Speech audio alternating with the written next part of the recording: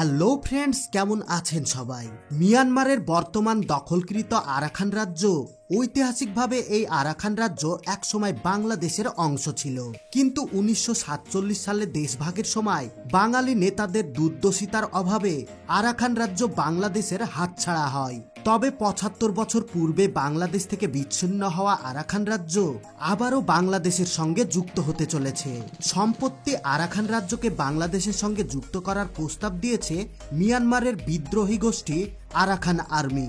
এমনকি রাখাইন রাজ্যকে মিয়ানমার থেকে স্বাধীন করতে বাংলাদেশের সর্বতক সহযোগিতা চেয়েছে দেশটির বিদ্রোহী গোষ্ঠী আরাকান আর্মি। কিন্তু কারা এই আরাকান আর্মি?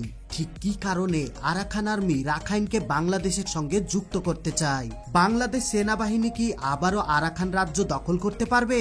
সমস্ত গোপন তথ্য জানাবো আজকের এই ভিডিওতে। তো চলুন মেন টপিকে যাওয়া যাক। আরাকান আর্মি মায়ানমারের স্বাধীনতাকামী একটি সংগঠন।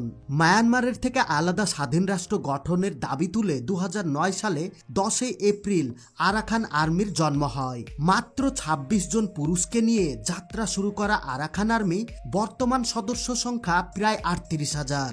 মায়ানমারের স্বাধীনতাকামী বিদ্রোহী সংগঠনগুলির মধ্যে সবচেয়ে শক্তিশালী হচ্ছে আরাকান আর্মি।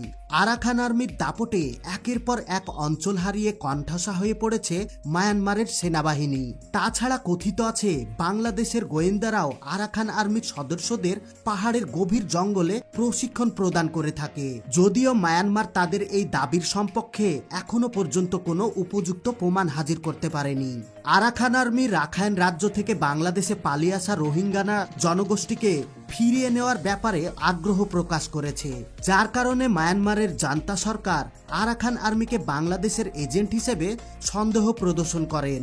মায়ানমারের সরকার মনে করেন বাংলাদেশের গোয়েন্দা সংস্থার লোকজন আরাকান আর্মিকে গোপনে অর্থ ও ট্রেনিং সহায়তা প্রদান করে।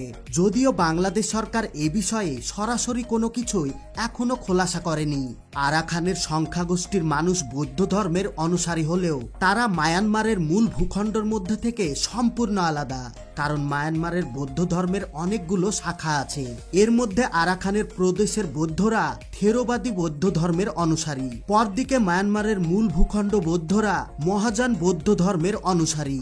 ঐতিহাসিকভাবে আরাকানের থেরোবাদী বৌদ্ধ ধর্মের অনুসারী এবং বার্মান মূল ভূখণ্ডের মহাযান বৌদ্ধ ধর্মের অনুসারীদের মধ্যে সংঘাত লেগেই ছিল।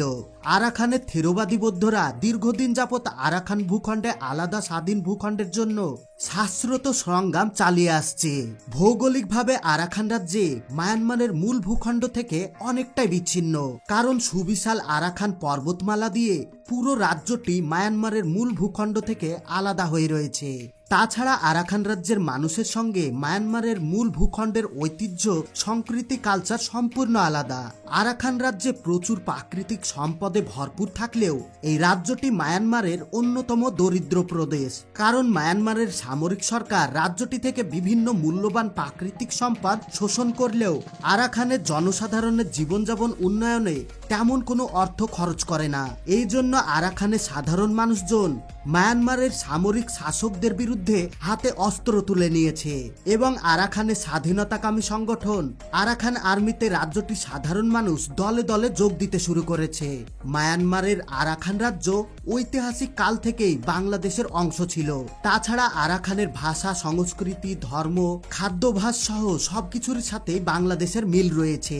একটা সময় আরাকান রাজ্যের 70% জনসংখ্যায় ছিল রোহিঙ্গা মুসলিম, কিন্তু পরবর্তীতে মায়ানমারের সেনাবাহিনী এবং রাখাইনের উগ্রপন্থী বৌদ্ধদের অত্যাচারে এসব রোহিঙ্গা মুসলিমরা দেশ ছাড়া হয়ে যায়, যার ফলে রোহিঙ্গা মুসলিমদের জনসংখ্যা কমতে কমতে মাত্র 25% এসে দাঁড়িয়েছে। আরাকান আর্মি গঠিত হয়েছে কঠোর উগ্রপন্থীর মধ্য দিয়ে, যারা চরমভাবে মুসলিম এবং বাঙালি বিদ্বেষী। 2017 সালে মিয়ানমার সেনাদের পাশাপাশি আরাকান আর্মিও রোহিঙ্গাদের উপর গণহত্যা চালায়। যদিও বর্তমানে আরাকান আর্মি মিয়ানমারের সেনাবাহিনীর বিরুদ্ধে লড়াই করতে বাংলাদেশের সহযোগিতা চেয়েছে, তবে ভবিষ্যতে এই সংগঠনটি বাংলাদেশের বিরুদ্ধে এক প্রকার হুমকি হয়ে উঠবে তা নিশ্চিত করে বলা যায়, কারণ এই সংগঠনটির অধিকাংশ সদস্য তীব্র মুসলিম এবং বাংলাদেশ বিদ্বেষী। এই জন্য বাংলাদেশ সেনাবাহিনী এদেরকে সরাসরি সহযোগিতা করা থেকে বিরতি রয়েছে। বাংলাদেশ সেনাবাহিনী কখনোই চায় না বাংলাদেশের পাশে নতুন আরো একটি স্বাধীন মুসলিম বিদ্বেষী রাষ্ট্র তৈরি হোক, যার নেতৃত্বে থাকবে আরো এক আর্মির মতো উগ্রপন্থী বৌদ্ধরা, যার কারণে বাংলাদেশ সেনাবাহিনী আরাকান আর্মিকে কোনরূপ সহযোগিতা প্রদান করতে রাজি হচ্ছে না। এই ক্ষেত্রে বাংলাদেশের বিকল্প অপশন হচ্ছে রাখাইন রাজ্যের রোহিঙ্গাদের সামরিক প্রশিক্ষণ ও অস্ত্র দিয়ে সহযোগিতা করা, যাতে করে তারা আরাকান আর্মি এবং মায়ানমার সেনাবাহিনীর বিরুদ্ধে একসঙ্গে লড়াই করতে পারে। রাখাইনের রোহিঙ্গাদের পক্ষ নিয়ে লড়াই করা একমাত্র সংগঠন হচ্ছে আরাকান রোহিঙ্গা সালভেশন আর্মি, কিন্তু তাদের অস্ত্র ভান্ডার এবং প্রশিক্ষণের মান আরাকান আর্মিদের তুলনায় যথেষ্ট দুর্বল। ইতিপূর্বে বেশ কয়েকবার আরাকান রোহিঙ্গা সালভেশন আর্মি আরাকানকে স্বাধীন করতে বাংলাদেশের সহযোগিতা চেয়েছিল, কিন্তু শেখ হাসিনা সরকার ভারতের পরামর্শে রোহিঙ্গা সালভেশন আর্মিকে সহায়তা করতে অস্বীকৃত জানায়, কারণ ভারতের আশঙ্কা ছিল রোহিঙ্গারা যদি বাংলাদেশ থেকে সামরিক সহযোগিতা পায় তাহলে সেটি ভারতের 7 সিস্টেমের জন্য বিপজ্জনক হয়ে উঠতে পারে। মূলত ভারতের আপত্তির কারণেই শেখ হাসিনা মায়ানমারের স্বাধীনতা কর্মী সংগঠন রোহিঙ্গা সালভেশন আর্মিকে সহযোগিতা দিতে রাজি হয়নি। অথচ বাংলাদেশ যদি সে সময় আরাকান আর্মিকে সহযোগিতা করত তাহলে আজকের 15 লক্ষ রোহিঙ্গার বোঝা বাংলাদেশকে কখনোই বহন করতে হতো না।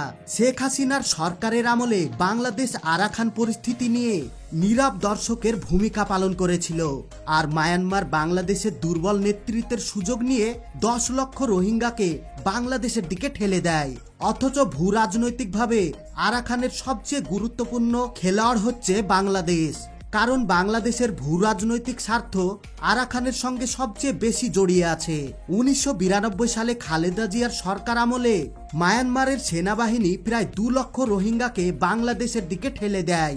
এর প্রতিক্রিয়ায় বিএনপি সরকার মায়ানমারের 2 লক্ষ রোহিঙ্গাকে সামরিক প্রশিক্ষণ দিয়ে মায়ানমারের বিরুদ্ধে যুদ্ধ পাঠানোর হুমকি দেয়। সে সময় বেগম খালেদা জিয়া মায়ানমারকে হুঁশিয়ারি উচ্চারণ করে বলেন, মায়ানমারের রোহিঙ্গাদের সম্মানে ফেরত না নিলে আরাকান মায়ানমার থেকে বিচ্ছিন্ন করে ফেলা হবে। এই সময় বাংলাদেশ সরকার মায়ানমারের সীমান্তে প্রায় 80,000 সৈন্য মোতায়েন করে, যার ফলে দুই দেশের মধ্যে যুদ্ধের পরিস্থিতি তৈরি হয়। বাংলাদেশের কঠোর মনোভাবের কারণে সেই সময় মায়ানমার 2,23,000 রোহিঙ্গাকে ফেরত নিতে বাধ্য হয়, কিন্তু 2017 সালে মায়ানমার থেকে 10 লক্ষ রোহিঙ্গা অনুপ্রবেশ করলেও শেখ হাসিনা সরকার গত 7 বছরে একজন রোহিঙ্গাকেও ফেরত পাঠাতে পারেনি। বাংলাদেশ সেনাবাহিনী আরাকান রোহিঙ্গা সালভেশন আর্মিকে সহযোগিতা করলেও খুব সহজেই বাংলাদেশের পক্ষে রাখাইন রাজ্য দখলে নেওয়া সম্ভব, কারণ বাংলাদেশে আশ্রয় নেওয়া 15 লক্ষ রোহিঙ্গার মধ্যে মাত্র 50,000 সামরিক প্রশিক্ষণ গ্রহণ করলেই আরাকানকে সম্পূর্ণরূপে স্বাধীন করা সম্ভব। পৃথিবীর প্রতিটি দেশে জাতীয় নিরাপত্তার স্বার্থে এই ধরনের সিদ্ধান্ত গ্রহণ করে, আর রোহিঙ্গাদের নেতৃত্বে রাখাইন স্বাধীন হলে সেটি বাংলাদেশের স্বার্থের অনুকূলে থাকবে তা বলাই বাহুল্য। তো বন্ধুরা, আপনাদের কি মনে হয় রোহিঙ্গাদের জন্য স্বাধীন আরাকান রাষ্ট্র প্রতিষ্ঠান করতে বাংলাদেশের সহযোগিতা করা উচিত? আপনার মূল্যবান মতামতটি কমেন্ট বক্সে জানিয়ে দিন। আর ভিডিও ভালো লাগলে অবশ্যই ভিডিওটি আপনাদের বন্ধু এবং ফ্যামিলির সঙ্গে শেয়ার করে দেন। তার সাথে সাথে চ্যানেলটিকে সাবস্ক্রাইব করে অল নোটিফিকেশন সিলেক্ট করে রাখুন, যেন পরবর্তী ভিডিও আপলোড করার সঙ্গে সঙ্গে আপনারা সবার আগে দেখতে পারেন। এতক্ষণ পর্যন্ত সঙ্গে থাকার জন্য আপনাদের সবাইকে অসংখ্য ধন্যবাদ।